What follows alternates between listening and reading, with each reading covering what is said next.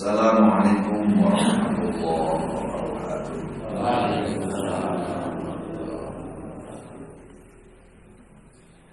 Alhamdulillahilladzi hadana li hadza wa ma kunna linahtadiya laula an hadana Allah. Asyhadu an la ilaha illallah wahdahu la syarika lah wa asyhadu anna Muhammadan abduhu wa rasuluhu la nabiyya ba'da. Allahumma shalli wa sallim wa barik ala Muhammadin wa ala alihi wa sahbihi wa mawalah. Faqala Allah ta'ala a'udzu billahi minasyaitonir rajim. Yarfa'illahu alladhina amanu minkum walladzina utul ilma darajat. Faqala Nabi sallallahu alaihi wasallam talabul ilmi fardhatun ala kulli muslim wa muslimah. Amma ba'du. Bapak Ibu jamaah sekalian rahimakumullah rahimahullah ajmain. Puji dan syukur senantiasa kita panjatkan kehadirat Allah Subhanahu wa taala. Bersyukur kepada Allah dengan karena satu al-iqtirafu billah, pengakuan dengan tulus dalam hati bahwa nikmat yang kita peroleh semata-mata berasal dari Allah Subhanahu wa taala. Yang kedua, bersyukur dengan nikmat Allah bil lisan, dengan memperbanyak hamdalah alhamdulillahirabbil alamin, memuji Allah Subhanahu wa taala atas segala nikmat itu. Dan yang tidak kalah pentingnya adalah bersyukur kepada Allah bil jawarih, yaitu bersyukur kepada Allah yang diikuti dengan ketaatan seluruh anggota badan. Hatinya mengakui, lisannya memuji, dan anggota badan taat kepada Allah. Itulah yang disebut dengan syukur yang sempurna. Tidak cukup dengan mengucap alhamdulillah. Shalawat salam mudah-mudahan tetap tercurah terlimpah atas Rasul akhir zaman, uswah hasanah kita teladan kita Nabi Muhammad sallallahu alaihi wasallam, juga pada keluarga dan sahabat. Mudah-mudahan tercurah terlimpah pada seluruh umat Islam yang istiqomah dengan sunnah-sunnah beliau hingga yaumil qiyamah. Amin ya rabbal alamin. Bapak Ibu jamaah sekalian rahimakumullah rahimahullah ajmain. Pada pertemuan terakhir kemarin kita sudah membahas Quran surah Muhammad ayat 15, dan pagi ini insyaallah akan kita lanjutkan karena belum selesai, yaitu firman Allah, a'udzu billahi minasyaitonir rajim. Innal ladzina qalu rabbuna Allahu tsumastaqamu tatanazzalu 'alaihimul malaikatu alla takhafu wa la tahzanu wa abshiru bil jannati allati kuntum tu'adun. Saya review sebentar ya, 5 menit biar nyambung dengan apa yang akan saya sampaikan berikutnya karena masih terkait. Innal ladzina qalu, sesungguhnya orang-orang yang berkata, Rabbunallah, Tuhan kami adalah Allah. Orang yang berkata Tuhan kami adalah Allah berarti dia orang yang beriman. Dan itu sudah kita miliki. Keimanan insya Allah sudah bersemayam kuat dalam hati sanubari kita masing-masing, insya Allah. Cuma yang perlu diperjuangkan adalah yang berikutnya, tsumastaqamu, kemudian istiqomah. Setelah iman ada dalam dada dengan kuat, tsumastaqamu, kemudian istiqomah. Ini yang berat. Istiqomah kemarin sudah kita jelaskan. Istiqomah dalam beberapa hal Bapak Ibu. catatannya masih ada. Istiqomah dalam tiga hal. Satu, istiqomah dalam apa? Tauhidullah. Istiqomah dalam mentauhidkan Allah Subhanahu wa ta'ala. Bukan sekedar mentauhidkan dengan tauhid yang biasa, tapi mentauhidkan Allah dengan tauhid yang murni, semurni-murninya. Tauhid yang terbebas dari tahayul, bid'ah, khurafat, apalagi kemusyrikan. Ini berat. Tauhid yang betul-betul at-tauhidul khalis, tauhid yang murni sesuai yang diajarkan oleh Rasulullah SAW, yang tidak dicampuri oleh dengan tahayul, dengan bid'ah, dengan khurafat, juga dengan kemusyrikan. Ini betul-betul tauhid yang benar. Ini istiqomah yang pertama. Istiqomah yang kedua adalah istiqomah fi taatillah, istiqomah dalam ketaatan kepada Allah. Ini juga berat, harus terus diperjuangkan. Melaksanakan sholat itu ringan, yang berat adalah menegakkan sholat. Melaksanakan tahajud, semua orang pernah melaksanakan tahajud, tapi istiqomah dengan tahajud perlu diperjuangkan, perlu istiqomah yang berat. Puasa Senin Kemis, meskipun itu sunnah, saya kira semua kita pernah, tapi istiqomah dengan puasa Senin Kemis bukan perkara yang ringan. Shaum ayyamil bid pernah, tapi untuk istiqomah perlu perjuangan. Dan yang ketiga adalah istiqomah fitnah binawahillah, istiqomah menjauhi larangan-larangan Allah. Jadi orang yang beriman dengan mengatakan qul rabbunallah, orang yang beriman kepada Allah dan itu sudah kita miliki, kemudian istiqomah dalam tauhid kepada Allah dengan tauhid yang murni, istiqomah dalam ketaatan kepada Allah, dan istiqomah menjauhi larangan-larangan Allah. Balasannya apa? Kelak ketika orang itu mati, tatanazzalu alaihimul malaikah, turun kepadanya para malaikat. Bukan hanya satu, karena kalau satu itu malakun. Syukran jazilan, terima kasih. Karena kalau satu itu malakun, kalau dua malakani atau malakaini. Malakani kalau dia dalam kondisi marfu atau fa'il, mubtada dan sebagainya. Tapi malakaini kalau kedudukannya sebagai mansub atau majrur, sesuai dengan kaidah nahwu. Yurfa'ul musanna bil alif wa yusabu wa yujaru bil ya. Isim musanna itu kalau marfu alamatul rafihi alif, kalau mansub dan majrur alamatul nasbihi dan jarrihi ya.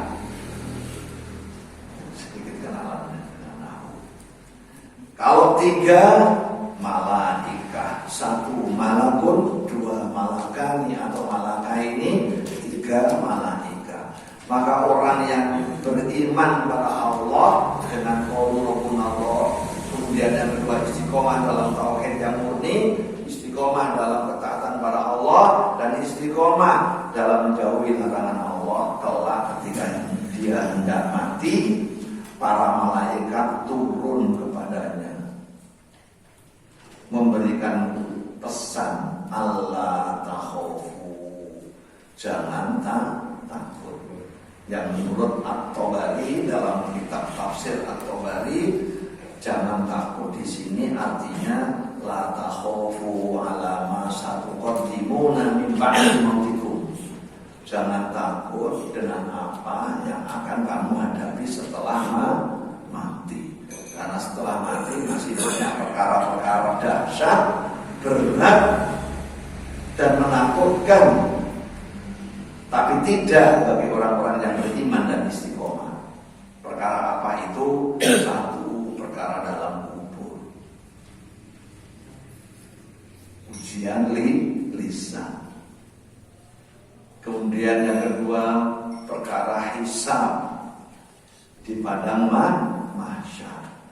Kemudian yang lagi adalah al-murur al-sirat, meniti di atas jembatan sirat, yang di bawahnya bukan air, tapi di bawahnya adalah api. Di antara mereka ada yang berjalan melambat, bahkan merangkak di atas sirat itu. Ada pula yang berjalan di atas sirat seperti al-jarad, belalang yang terbang sekian meter, sekian puluh meter, hinggap lagi, terbang lagi, hinggap lagi. Tapi di antara mereka ada yang istimewa. Dalam kitab Al-Kabair min Fadilati as-sholatil jamaah as-sholat disebutkan ada orang yang lewat di atas sirat itu kalbarqil khotif, seperti kilat yang menyambar, yaitu bagi mereka alladzina istaqamu fis shalah, yaitu orang yang istiqomah, berpegang teguh menegakkan sholat 5 waktu di awal waktunya, terlebih dengan berjamaah di masjid, khususnya bagi para laki-laki yang sholat 5 waktunya selalu tepat waktu di awal waktu, berjamaah di masjid, menangi takbiratul ihram pertama dari imam. Itu kelak di sirat yang bawahnya itu neraka api yang membara, itu dia melewat di atas sirat itu kalbarqil khotif, seperti kilat yang menyambar. Mudah-mudahan kita termasuk ya. Amin ya rabbal alamin. Tidak merayap, tidak merangkang, tidak seperti belalang yang terbang, tetapi seperti al-barqul khotif, kilat yang menyambar yang begitu cepat. Saya suaraku. Amin ya rabbal alamin. Tapi berat Bapak Ibu untuk memperjuangkan itu? Berat.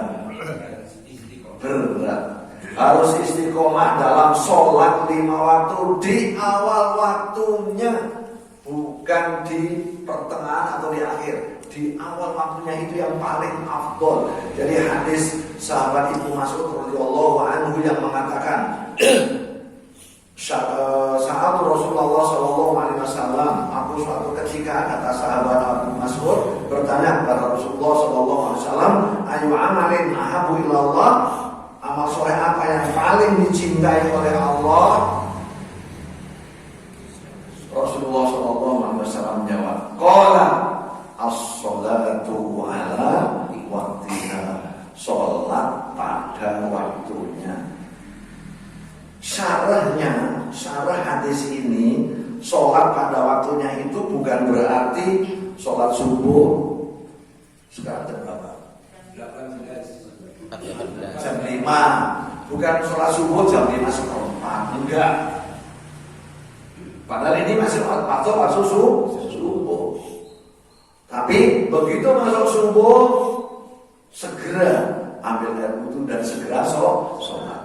Maksud hadis itu as-sholatu ala waqtiha, amalan yang paling dicintai oleh Allah yang 3. Salah satunya adalah sholat pada waktunya. Pengertian dan penjelasan syarat sholat pada waktunya itu adalah as-sholatu fi awaili waqtiha. Itu syaratnya begitu, yaitu sholat di awal waktunya.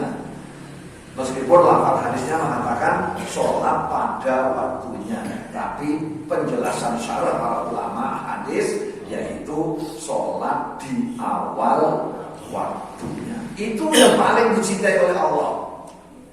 Meskipun sholat subuh jam 5:04 masih sah, tapi yang paling dicintai oleh Allah, karena pertanyaan sahabat Ibu Mas'ud itu apa yang paling dicintai oleh Allah? Sholat subuh jam 5:04 itu dicintai oleh Allah, tapi tidak masuk dalam yang paling dicintai oleh Allah. Karena yang paling dicintai oleh Allah adalah sholat di awal waktunya, berjamaah di masjid, menangi takbiratul ihram pertama. Berat kemudian berat.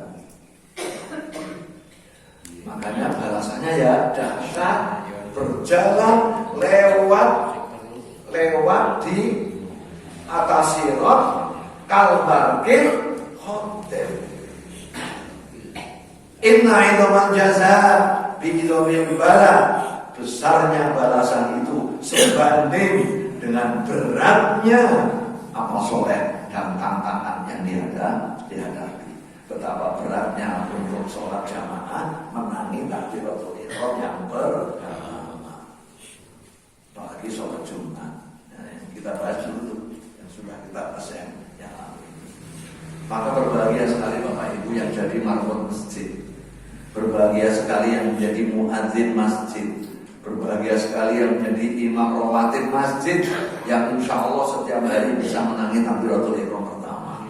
Amin ya rabbal alamin. Atau berbahagia sekali yang rumahnya dekat dengan masjid, sehingga bisa setiap sholat 5 waktu menangi takbiratul ihram yang pertama. Mudah-mudahan kita bisa itu semuanya. Amin ya rabbal alamin. Mestinya gitu. Abot ngoten Bapak Ibu. Abot tapi pengen ngoten lewat di atas sirat seperti kilat yang menyambar. Saya sini lebih swarga. Pengen ngoten? Pengen. Perjuangannya sejak sekarang, sejak di dunia, mumpung kita masih diberi hidup oleh Allah Subhanahu wa taala, usahakan begitu. Allah Akbar. Gas segala berangkat ke masjid biar masuk dalam kelompok orang-orang yang paling dicintai, mengamalkan suatu amalan yang sangat dicintai dan paling dicintai oleh Allah, yaitu sholat di awal waktu. Ibnu Mas'ud bertanya lagi, qultu summa ayu. Aku berkata, kemudian apa lagi wahai Rasulullah? Rasulullah menjawab, birrul walidain, berbakti kepada kedua orang tua.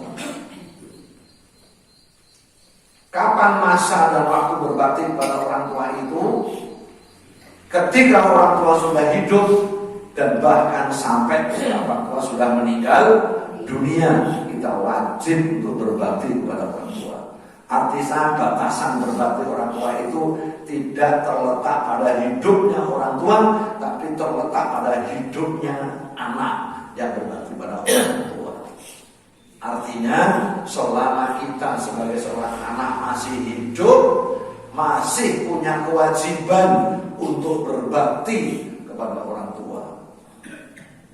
Kalau orang tua masih hidup, berbaktinya adalah dengan taat dan patuh kepada orang tua, tidak menyakiti perasaan dan hati orang tua, selalu memuliakan orang tua di saat orang tua masih hidup. Adapun ketika orang tua sudah meninggal, ketika ada seorang sahabat bertanya, "Ya Rasulullah, wahai Rasulullah, bagaimana aku berbakti kepada orang tuaku akibat wafatihima, setelah kedua orang tuaku wafat?" Rasulullah SAW bersabda, satu, al-istighfaru lahuma. Apa artinya? Memohonkan ampun untuk kedua orang tua. Ketika sudah hafal doanya, Rabbi firli wali walidayya warhamhuma kama rabbayani shaghira. Dan ini bagi saya pribadi masuk doa ring pertama Bapak Ibu. Selalu membiasakan doa ring pertama itu adalah Rabbi firli wali walidayya warhamhuma kama rabbayani shaghira. Artinya belum minta apapun kepada Allah sebelum mendoakan orang tua, karena memberikan prioritas. Boleh-boleh saja. Allah setelah sholawat dan hamdalah, Allahumma sholli wa sallim wa barik ala Muhammad wa sallim wa barakatuh ala sahabati Rasulillah ajma'in walhamdulillahi rabbil alamin.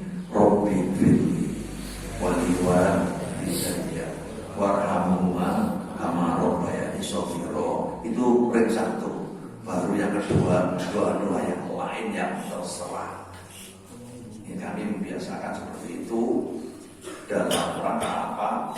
Bentuk berbakti kita kepada orang tua. Karena kita sekarang sebagai anak sekaligus sebagai orang tua. Hadis Nabi mengatakan birru aba'akum tabirruhum abna'ukum. Kata Nabi, berbaktilah kamu kepada kedua orang tuamu, niscaya anak-anakmu akan berbakti kepadamu.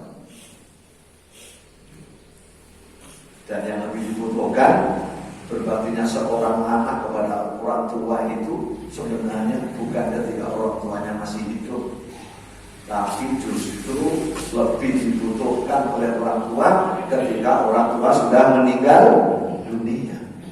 Karena ketika orang tua masih hidup, masih bisa berusaha, mau ke warung tidak perlu minta tolong anaknya, bisa. Mohon ampun dari dosa, masih bisa sendiri berdoa, mohon kepada Allah. Tapi ketika orang tua sudah meninggal, seperti saya, bapak saya sudah meninggal, ibu alhamdulillah masih sehat, itu gak bisa sendiri. Karena di alam sana doa sudah tidak terpakai. Di alam sana, di alam kubur, di alam barzakh sudah tidak terpakai lagi amal soleh yang dikerjakan. Karena yang terpakai adalah amal soleh di dunia. Dipanjatkan doa seberapapun tidak akan didengar oleh Allah. Maka yang masih didengar oleh Allah adalah doa anak yang masih hidup di dunia. Maka saya katakan justru berbakti kepada orang tua ketika orang tua sudah meninggal itu lebih dibutuhkan oleh orang tua kita daripada ketika orang tua masih hidup.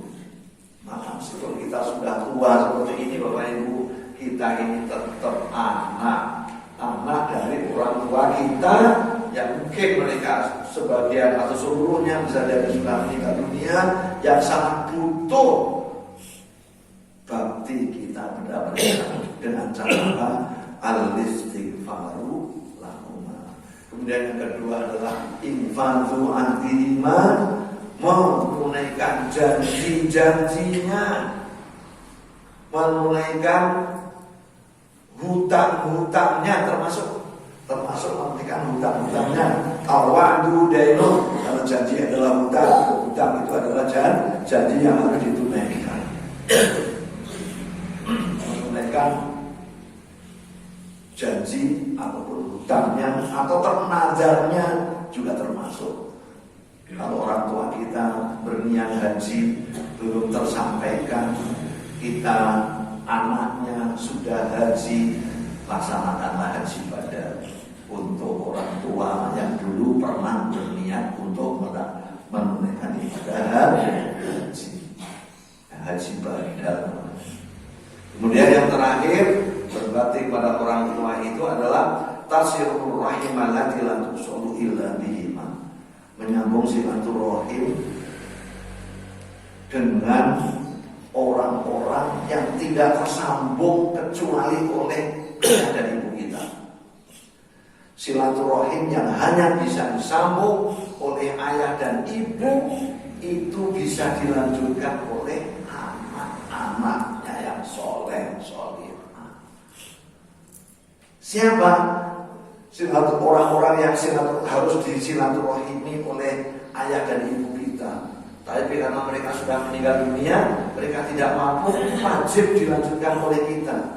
Siapa? Satu, yaitu kerabat, kaum kerabat dari ayah dan ibu, saudara kandung ayah ibu kita.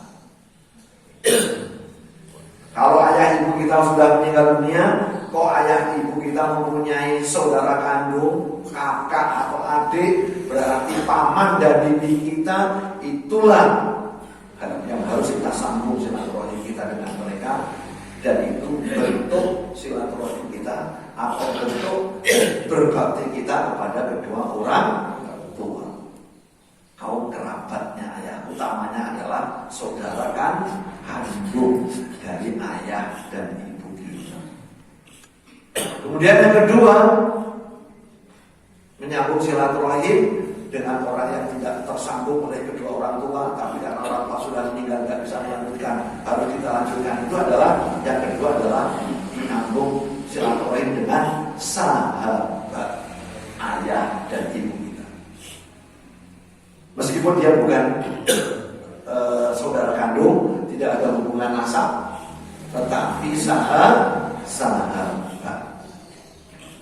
Karena ternyata sahabat itu kalau sudah cinta karena Allah, cintanya bisa melebihi saudara kandung. Betul Ibu? Saya itu termasuk orang yang jauh dari saudara kandung. Kakak saya yang pertama, anak baru pertama di Jawa Timur sana, jadi sekdes.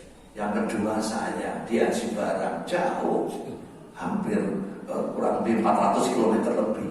400 km lebih, 10 jam itu kalau mudik dari Jawa Timur ke Jawa Barat, Jawa Tengah ke Jawa Timur.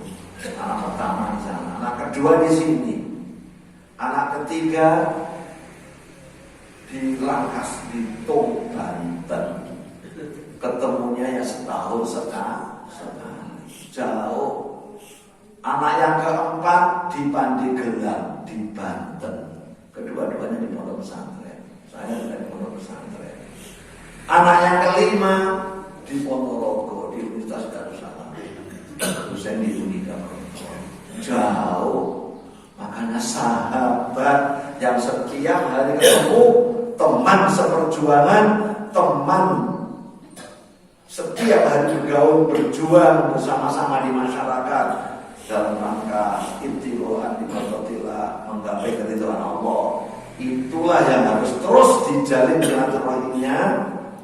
Dan ketika orang tua atau kita sudah tidak bisa melanjutkan silaturahim itu, maka dilanjutkan silaturahim oleh siapa? Anaknya, sebagai bentuk anak yang berbakti kepada orang tua. Berikutnya Bapak Ibu, Allah takhofu, itulah takhofu. Jangan takut menghadapi apa yang akan kamu hadapi setelah kematian. Wala tahzanu, balasan orang yang beriman dan istiqomah yang kedua adalah wala tahzanu, jangan sedih. Alamat mukhallifuna min ba'di mautikum biwaraikum. Kata Imam At-Tabari dalam tafsir beliau, kitab tafsir At-Tabari, jangan bersedih, la tahzanu, jangan bersedih, alamat mukhalifun, atas apa yang kau tinggalkan, biwaraikum, di belakangmu. Dari apa? Dari harta benda dan kehidupan dunia. Tinggalkan istri, gak apa-apa, jangan sedih. Istri dipek wong liya bek. Kalau istrinya meninggal dulu, suaminya nikah lagi, ora mau ben. Jangan bersedih, la tahzanu. Karena apa? Wa absyiru bil jannah, yang ketiga. Wa absyiru bil jannati allati kuntum tu'adun. Beri kabar gembira kepada mereka, wahai para malaikat, bil jannati, dengan surga, allati kuntum tu'adun, yang dijanjikan kepada kamu. Dunia kecil, ada pengganti yang lebih besar. Maka la tahzanu, jangan sedih. Itulah balasan orang yang istiqomah, orang yang beriman dan istiqomah dalam tiga hal yang tadi. Balasan pertama ketika kematian menjemputnya, malaikat turun dan berkata, jangan takut, jangan sedih, bagimu surga. Jangan takut menghadapi apa-apa yang akan kamu hadapi setelah kematian. Jangan sedih meninggalkan dunia, karena bagimu adalah surga yang dijanjikan. Maka Orang biasa kalau di makhluk mendapat kabar begini bukan sedih tapi tersenyum bahagia. Makanya ada orang yang mati itu wajahnya tersenyum. Betul Bapak Ibu? Banyak atau sedikit?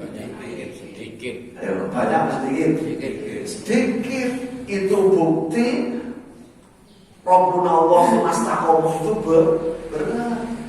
Beriman dan istiqomah itu berat. Buktinya orang yang mati tidak semuanya bisa tersenyum. Padahal surga Allah dijelaskan bagaimana dalam Muhammad ayat 15 lanjutan yang masih terkait surga yang Allah janjikan dalam Quran surah Muhammad ayat 15 itu adalah Mathalul jannatil lati mu'idal muttaquna fiha anharu min ma'in ghairi asin wa anharu min labanin yataghayyar wa anharu min khamrin ladzatin lisyaribin wa anharu min asalin musaffa kama huwa khalidun fin nari wasrubu ma'an hamiman faqata'at am'a'ahum. Samakah surga, samakah perumpamaan surga yang diberikan oleh Allah dengan surga-surga, dengan neraka yang disediakan bagi orang-orang yang kafir. Padahal surga-surga Allah itu fiha anharum min ma'in ghairi asin. Di dalam surga mengalir sungai-sungai min ma'in, dari air yang mengalir dalam sungai itu, min ma'in ghairi asin, dari air yang tidak asin. Apa artinya asin? Ini bahasa Arab Pak, bukan bahasa Indonesia. Air min ma'in ghairi asin, air yang tidak berubah warna, rasa dan baunya.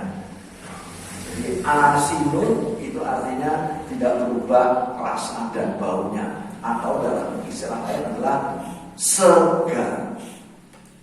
Asin itu artinya segar. Tapi kalau asin bahasa Indonesia itu bahasa Arabnya malih. Oh, malih. Malihun itu asin. Malihun itu bahasa Arab, bahasa Indonesianya asin. Malihun. Sedangkan garam bahasa Arabnya milhun. Milhun itu garam, malih itu asin. Tapi kalau malihun itu segar. Dikit-dikit mengenal bahasa Arab. Jadi sungai-sungai yang mengalir airnya segar, yang tidak berubah rasa dan baunya. Yang kedua, wa anharu min labanin lam yataghayyar ta'muhu. Sungai-sungai yang mengalir di dalamnya air tapi terbuat dari susu. Alladzi lam yataghayyar ta'muhu, yang tidak berubah rasanya, selalu enak. Warnanya putih, seputih kapas. Bayangkan Bapak Ibu, sungai-sungai itu kok mengalir kok putih, karena yang mengalir adalah air susu. Masya Allah. Negara sekaya manapun nggak bisa dan tidak mampu untuk membiayai membuat sungai ini mengalirkan di dalamnya air susu sepanjang masa. Nggak mampu. Negara sekaya apapun. Kemudian yang ketiga adalah wa anharu min khamrin ladzatil syaribin. Dalam surga juga ada sungai-sungai yang mengalir khamrin ladzatil syaribin. Apa artinya khamrin? Khamr. Jadi sungai di surga itu salah satu di antaranya ada yang mengalir dengan khamr. Khamr tapi ladzatin. Ladzatin itu bahasa Indonesianya lezat. Ladzatun lezat, lazid, lazat, lezat, itu sama. Lezat lisyaribin, bagi orang-orang yang meminumnya. Siapa yang berhak untuk minum air sungai yang mengalir dengan khamr itu? Sesuai hadis Nabi SAW, man tarakal khamra wa huwa yaqdiru alaihi la asqiyanahu bi hadiratil kursi wa man tarakal hariro wa huwa yaqdiru alaihi la aswanahu fi hadiratil kursi.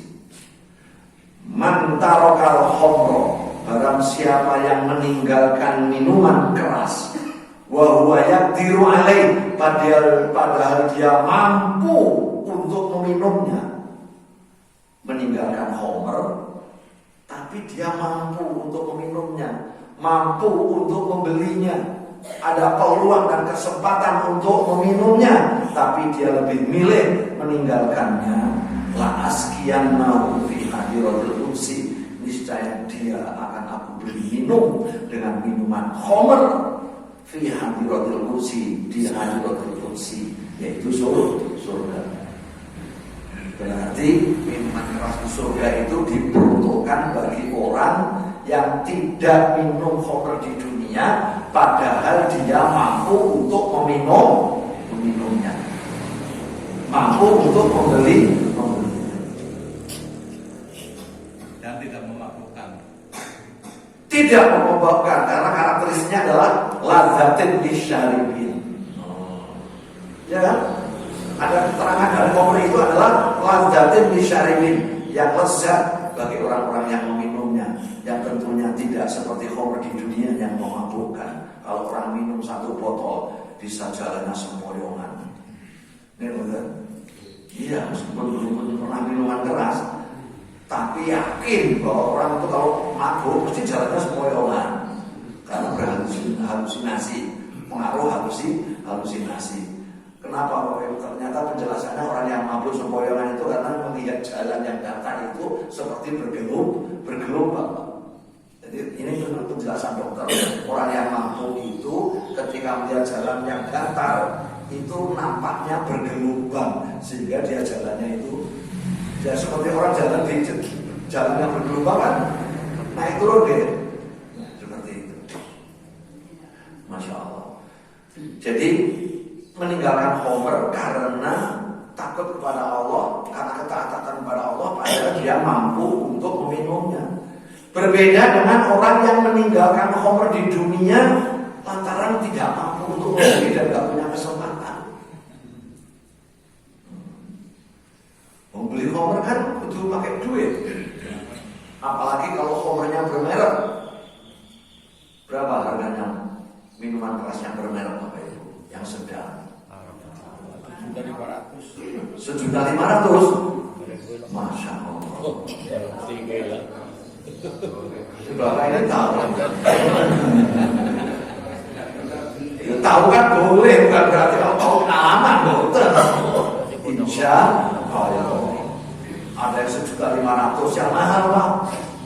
White Win itu, White Win yang putih warnanya. Ustaz kok tahu? Katanya. Alhamdulillah, insya Allah ya mampu membeli khamr, tapi na'udzubillah mudah-mudahan kita istiqomah sampai nanti nggak mencicipi sedikit ekspor yang namanya khamr. Amin ya rabbal alamin. Karena apa? Karena ketaatan kita kepada Allah Subhanahu wa taala. Wa man tarakal hariro, dan barang siapa yang meninggalkan sutra. Sutra itu haram bagi laki-laki, tapi boleh bagi perempuan. Wa man tarakal harir, dan barang siapa yang meninggalkan sutra, la aksuannahu, niscaya akan aku beri dia pakaian fi hadiratil kursi, pakaian dari harir, dari sutra, fi hadiratil kursi, di surga. Hadiratil kursi itu artinya surga. Ini jamaah di masjid ini yang putri ada di rumah punya sutra. Banyak sutra asli bukan sutra KW. Wonten Ibu? Wonten. 1 meter harganya berapa? Loh, katanya wonten. Oh, wonten. Masya Allah. Gak apa-apa, jangan berkecil hati Ibu. Istri saya sampai hari ini juga belum pernah saya berikan sutra. Mudah-mudahan nanti kita diberi baju oleh Allah, baju dari sutra. Amin ya Rabbal alamin. Kapan? Nanti di surga. Amin ya Rabbal alamin. Bajunya cukup ratu. Ratu ini apa? Ratuku. Terutama saya itu baju semua jarang. Mungkin 90% baju saya itu nggak beli. Ratu. Nah, setiap Idul Fitri selalu ada. Setiap Idul Fitri selalu ada yang memberikan hadiah. Hadiah. Mulai dari sarung, baju, sampai surban. Ini surban hadiah adik saya yang umroh dari Mekah. Baju itu juga hadiah. Sarung ini hadiah juga. Kopiah alhamdulillah. Masya Allah. Nanti di akhirat, insya Allah, bismillah, kita sama-sama memakai baju yang terbuat dari sutra. Minumnya bukan air putih, tapi minumnya khamr atau madu. Langsung hidup ke sungai langsung ke sungai. Atau air yang segar. Atau yang keempat, wa anharum min askalin mustafa. Ini yang nggak pernah terbayang sedikit pun dalam benak kita. Air yang mengalir dari madu yang disaring. Bayangkan apa itu? Sungai Serangu mengalir merah madu. Masya Allah. Oh, banyak semutnya enggak. Beda. Min asalin musofa. Dari asal madu yang musofa, yang disaring. Yang hadis At-Tabari, tafsir At-Tabari menyebutkan musofa minal adza, tersaring dari semua yang kotor, yang buruk. Masya Allah. Kaman huwa dakhilun finnar. Apakah surga-surga itu, perumpamaan surga yang sedemikian itu seperti mereka yang dimasukkan oleh Allah ke dalam neraka? Pasuku ma'an hamima, yang mereka diberi air minum dengan ma'an hamima, air yang panas, yang mendidih. Faqatta'a am'a'ahum, yang ketika air itu diminum oleh penghuni neraka, qatta'a am'a'ahum, memotong-motong usus-usus mereka. Ini kalimat dalam Al-Quran itu kalimat istifham, bentuk pertanyaan. Istifham tapi tidak perlu dijawab. Karena pasti surga-surga yang disediakan oleh Allah berbeda, tidak seperti neraka yang disediakan oleh Allah bagi orang-orang yang tidak beriman.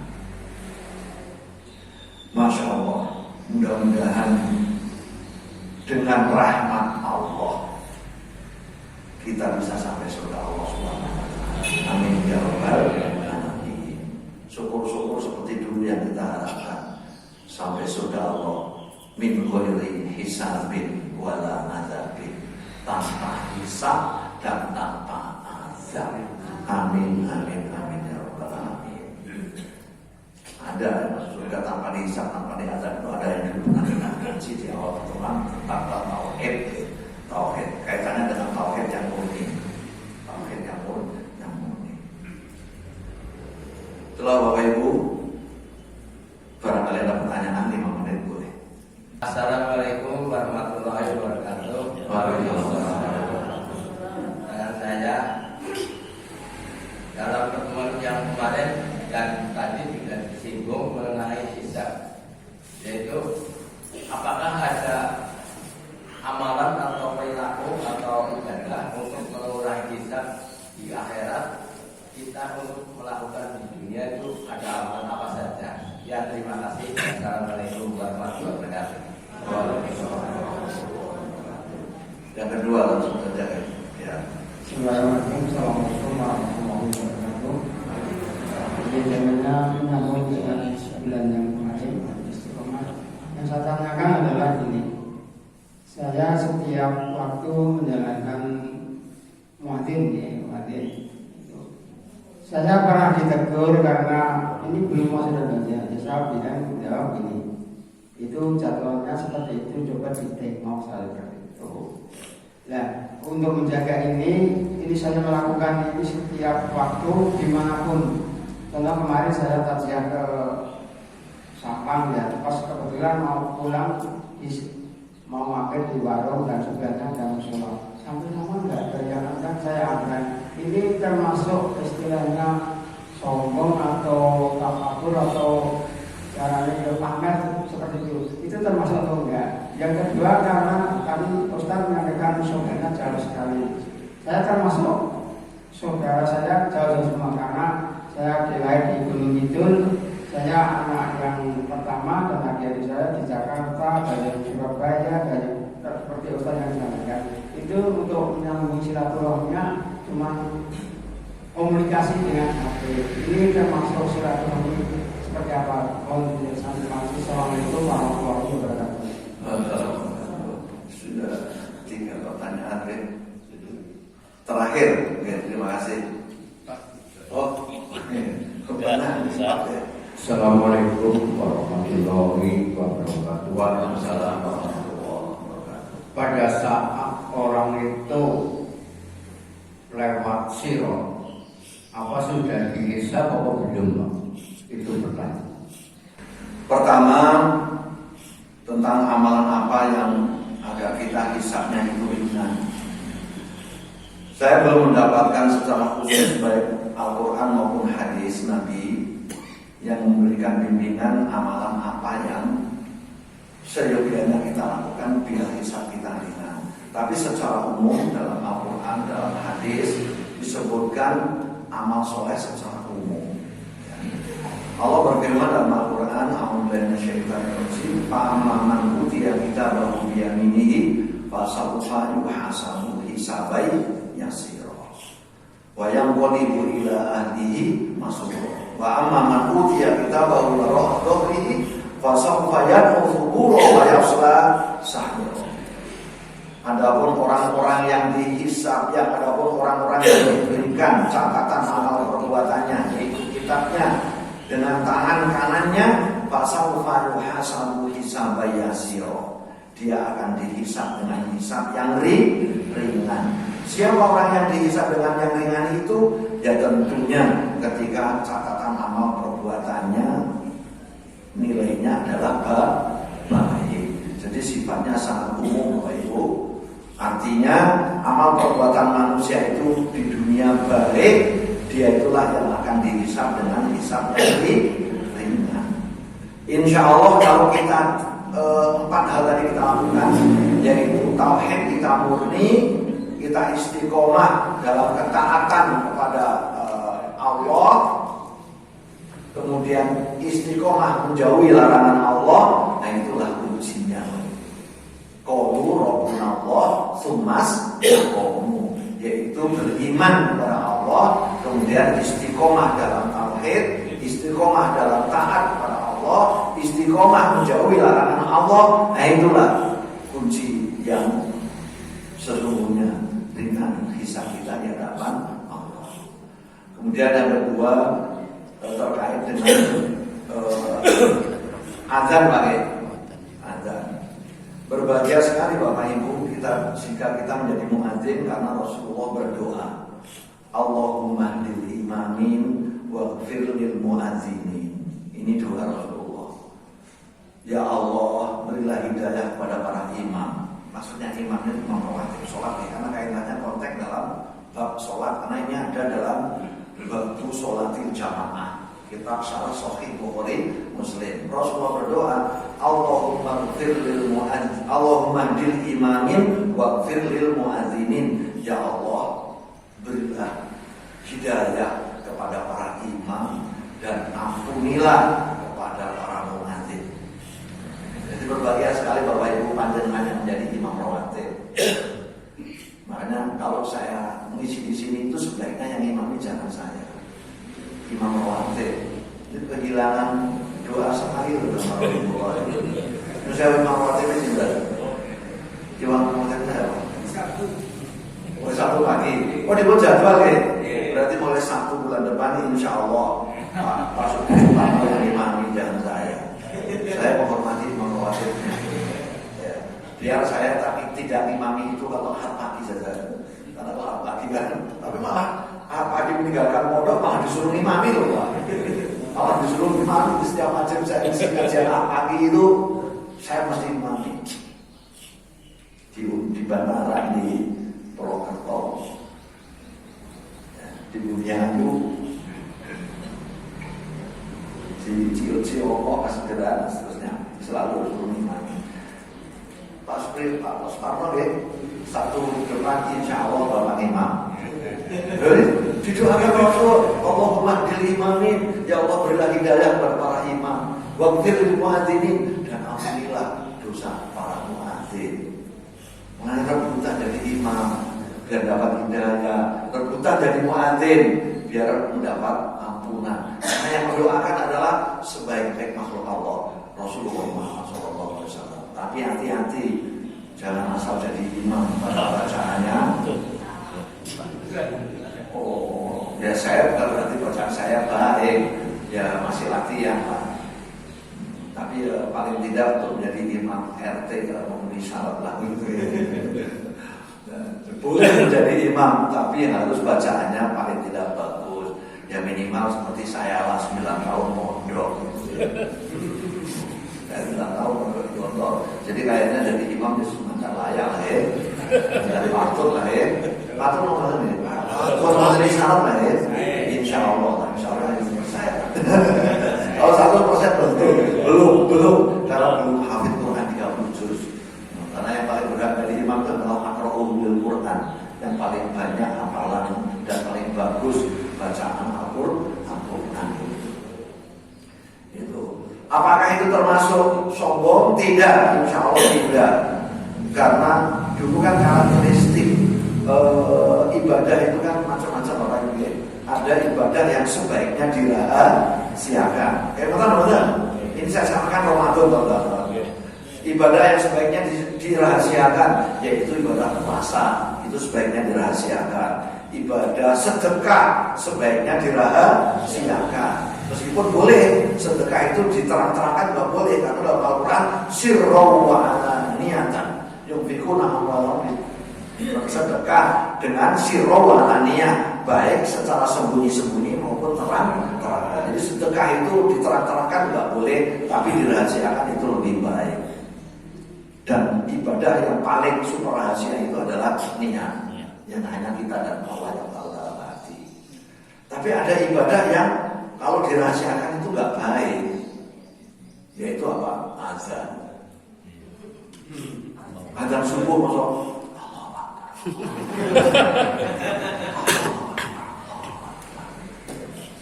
Mana itu dirahasiakan? Lo kok gak keras di mana? Oh iya, nanti kalau keras. Oh memang disuruh si keras banget, bensin kalau turun atau tani, gitu. Jadi itulah karakteristik ibadah. Ada yang sebaiknya dirahasiakan, dan memang ada yang harus dirahasiakan. Ada yang sebaiknya diutarakan dan bahkan harus dijelaskan. Kalau yang sebaiknya diutarakan itu nikah. Nikah itu sebaiknya jangan sembunyi-sembunyi, jangan dirahasiakan, sebaiknya diumumkan. Sebagaimana hadis Nabi, "Aulimun nikah walau bisa." Adakanlah perenungan nikah, adakanlah barang gawe kalau zaman sekarang. Walau bisa, meskipun yang dipotong hanya seekor kambing. Rawopo barang gawe mau motong kambing rawopo. Kambing berawopo, apalagi sapi, lebih boleh. Ya, ngomong kan begitu. Kalau kambing nanti dikatakan sembelihlah kambing, wah ada nama kalimatun nikah. Meskipun hanya dengan menyembelih kambing, berarti kalau menyembelih sapi kan lebih baik. Karena apa? Kalau menyembelih sapi, kalau menyembelih kambing yang makan 100 orang yang tahu akad nikah itu, walimah itu. Kalau menyembelih sapi, yang makan bisa 1000 orang. Semakin banyak yang tahu pernikahan itu, semakin baik. Jangan sembunyi-sembunyi. Meskipun yang laki-laki duda dan perempuan janda, nikahnya tetap rame-rame, jejer pada itu. Umumkan di YouTube, masuk live. Ya, pengajian live nikah itu juga ibadah apa betul? Ibadah. Pagi ini juga ibadah. Live kan ini? Live. Yang dari rumah bisa dengar, bisa lihat. Nikah kita juga begitu. Zaman saya dulu nikah, foto baik, buruk.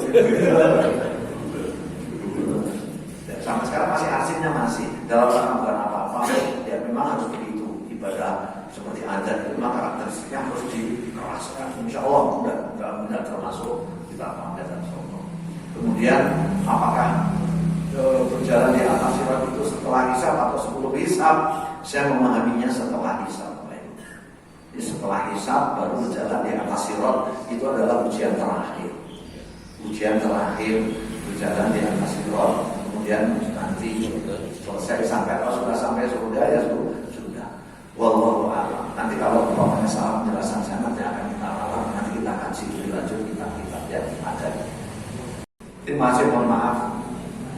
Sekian, assalamualaikum warahmatullahi wabarakatuh.